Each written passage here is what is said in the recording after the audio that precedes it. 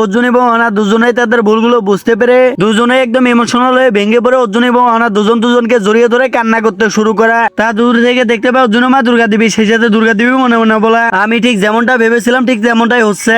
আমি জানতাম আমার ছেলে অর্জুন এবং অহনা দুজনকে এখনো ভালোবাসে। এরপরে তো দুর্গা দেবীর প্ল্যান মতো অর্জুন এবং অহনার বিবাহ হয়, কেননা এই পর্বে আপনারা দেখতে পারবেন অর্জুন তো অহনার সিঁথিতে সিঁদুর পরিয়ে দিয়ে অহনাকে আবারও দ্বিতীয়বারের মতো বিবাহ করে অর্জুন। তা দেখে অহনার মা তো অনেক খুশি হয়ে যায়। ঠিক এমনটাই দেখতে পারবেন আগামী পর্বে। তাই এই পর্বটি সবার আগে পেতে এক্ষুনি আমার ইউটিউব চ্যানেলটা সাবস্ক্রাইব করে ভিডিওটাতে লাইক দিয়ে দেখতে থাকুন। ছবি আজ বড় লোক বাড়ি ছোট লোক বউ ধারাবাহিক নাটকের 148 নম্বর পর্বে আপনারা দেখতে পারবেন অর্জুনের বসযাত্রীর গাড়ি তো সত্যমার বাড়ির সামনে আসা মাত্রই দূর থেকে তো অহনা অর্জুনকে দেখে একদম ভেঙে পড়ে। সেই সাথে অহনা মনে মনে বলা, সত্যি সত্যি অর্জুন তুমি আমাকে ভুলে গিয়েছো। এদিকে অর্জুন কেউ তো অহনার দিকে তাকিয়ে অহনাকে দেখে একদম ভেঙে পড়ে। সেই সাথে অর্জুন মনে মনে বলে, অহনা তুমি আমাকে ভুল বুঝো না। এবং এরপর দৃশ্যে আপনারা দেখতে পারবেন অর্জুন অহনার হাত টেনে ধরে বলে, অহনা আমি তোমাকে অনেক ভালোবাসি, আমি তোমাকে ভুলতে পারতেছি না, তোমাকে ছাড়া দিন কাটাতে আমার অনেক কষ্ট হচ্ছে। তখনই অহনা বলে, আপনার খারাপ লাগতেছে কেন? আমার প্রতি তো আপনার কোনো ভালোবাসাই ছিল না, তাহলে আপনার খারাপ লাগতেছে কেন? তাছাড়া আপনি তো আমাকে একদিন বলেছেন আপনি আমার মতো মেয়ের সাথে থাকতে চান না, আপনি আমাকে বিবাহ করে ধোঁকা খেয়েছেন। তখনই অর্জুন বলে, অহনা আমি তো তোমার প্রতি এসব রাগ করে বলেছি।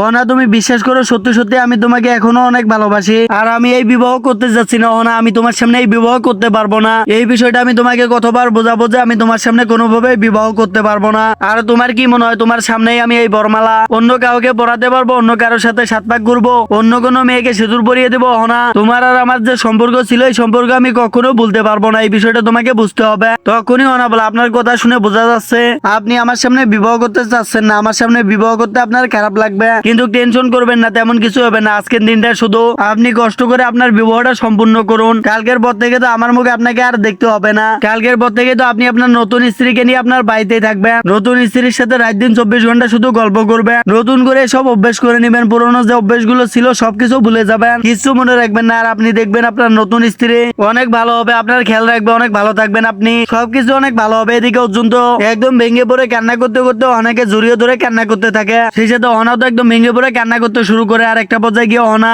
অর্জুনকে বলে, আপনি এভাবে কান্না করবেন না প্লিজ। তখনই অর্জুন বলে, আর কি কোনো রাস্তা নেই? আমি এক্ষুনি যে মাকে বলবো আমি দ্বিতীয় বিবাহ করতে চাই না, আমি অহনার সাথে সারা জীবন থাকতে চাই। তখনই অহনা বলে, খবরদার আপনি সবার সামনে এসব কথা বলে আমাকে অপমান করবেন না, ছোট করবেন না, আমি চাই না কোনো ছেলের সংসার ভাঙতে। এরপরে অর্জুন তুমি যদি এমন কিছু করো তাহলে আমি এমন জায়গায় চলে যাবো দ্বিতীয়বার আর তুমি আমার মুখ দেখতে পারবে না। অহনার কথা শুনে অর্জুন তো একদম আশ্চর্য হয়ে যায় এবং সেটাতে অর্জুন বলে, তোমার কি মনে হয় আমি তোমাকে এমনটা করতে দিব? তাছাড়া অহনা তুমি আমাকে একটা কথা বলো, তোমার মায়ের কি প্রয়োজন ছিল হাত থেকে আমাকে বরণ করে নেওয়ার? সত্য মামা একবার বলে দিয়েছে হাত থেকে বরণ করে নেওয়ার জন্য, এর জন্য তোমার মা ছুটে এখানে এসে হাত থেকে আমাকে বরণ করে নিচ্ছে। তখনই অহনা বলে, মা আমার দেখাশোনা করার জন্য এখানে এসেছে। ঠিক সেই মুহূর্তে অর্জুন বলে, তাহলে আমি দেখতে পাচ্ছি না কেন? তোমার মা তো শুধু আমার খেয়াল রাখতেছে। তখনই অহনা বলে, আপনাকে তো কেউ না কেউ হাত থেকে বরণ করে নিত, সেই জায়গায় আমার মা হাত থেকে আপনাকে বরণ করে নিয়েছে, এতে কি এমন হয়েছে? তখনই অর্জুন বলে, এসব হাত থেকে বরণ করে নেওয়ার কি প্রয়োজন ছিল? ঠিক সেই মুহূর্তে অহনা বলে, দেখুন এসব বিষয় নিয়ে আমি এখন কথা বলতে চাচ্ছি না। এবং এরপর দৃশ্যে আপনারা দেখতে পারবেন সত্য মামার বাড়িতে আসা মেহমান মহিলাটা দুর্গা দেবীকে বলে, দিদি সবকিছু আমাদেরকে আগেই খুলে বলবেন না? আমরা তো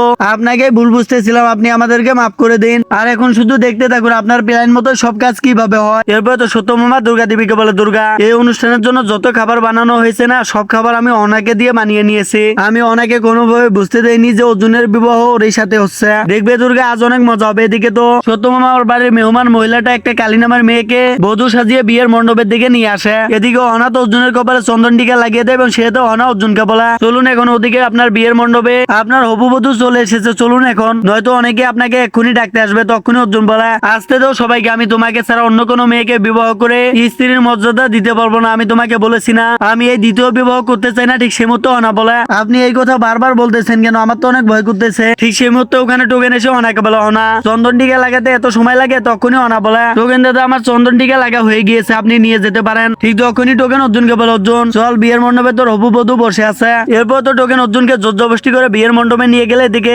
অর্জুনও মনে মনে বলে, মা সব কি করতেছে? অহনাকে বিয়ের মণ্ডপে আমার সামনে কেন বসিয়ে রেখেছে? আমার তো মন যাচ্ছে এখান থেকে ছুটে পালিয়ে যেতে, আর যার সাথে আমার বিবাহ হতে চলেছে সে এভাবে কেন ঘুমটা দিয়ে বসে আছে? এই মেয়ে বলে বিয়ে পাস মেয়ে কখনো এভাবে ঘুমটা দিয়ে মুখ লুকিয়ে থাকতে পারে না। সেই সাথে অর্জুন বলে, আমি এই মেয়েকে নিয়ে কেন ভাবতেছি? আমি তো অনাকে এখনো মন থেকে ভালোবাসি, আমার মনে অনা ছাড়া আর কেউ জায়গা পাবে না। এরপরে তো পণ্ডিতজি বিবাহের কাজ শুরু করলে পণ্ডিতজি তো মঙ্গলসূত্র অর্জুন এবং অনাকে পরিয়ে দেয়। তা দেখে অর্জুন এবং অনা দুজনে তো একদম আশ্চর্য হয়ে যায়। সেই সাথে অনা তো একটা পর্যায়ে গিয়ে জানতে পারে অর্জুনের বিবাহ আবারও তার সাথে হতে চলেছে, যার কারণে অনা এবং অর্জুন তো তো অনেক খুশি হয়ে যায়। এরপর তো একটা পর্যায়ে গিয়ে অর্জুন অনার সিদ্ধিতে সিঁদুর পরিয়ে দিয়ে অনাকে দ্বিতীয়বার মতো বিবাহ করে। তা দেখে সত্যভামা দুর্গা দেবী সহ অনার মা তো অনেক খুশি হয়ে যায়। সেই সাথে অর্জুন এবং অনা দুজনকে ফিরে পেয়ে অনেক খুশি হয়। ছবি আছে ছিল বড়লোক ভাই ছোট লোক বোধ ধারাবাহিক নাটকের 148 নম্বর পর্বে সুন্দর একটি এক্সপ্লেনেশন। তো আপনাদের কাছে এই ভিডিওটি কেমন লাগলো অবশ্যই কমেন্ট করে জানাবেন এবং সেই সাথে পরবর্তী ভিডিও এক্সপ্লেনেশনটি সবার আগে দেখার জন্য অবশ্যই আমার ইউটিউব চ্যানেলে সাবস্ক্রাইব করে আমার সাথে থাকবেন। সকলে ভালো থাকবেন, সুস্থ থাকবেন।